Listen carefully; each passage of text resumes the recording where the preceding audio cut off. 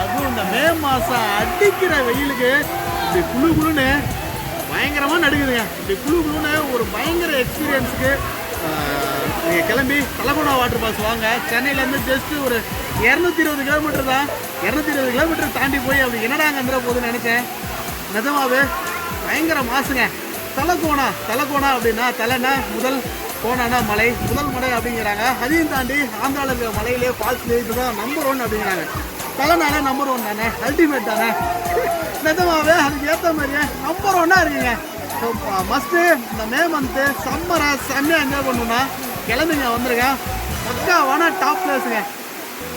சொல்ல வார்த்தையே இல்லை, நான் அங்கே அனுபவிச்சதெல்லாம். கிளம்பிங்க வந்து நீங்கள் ஃபீல் பண்ணுங்கள், அப்போ தான் தெரியும். வாங்க.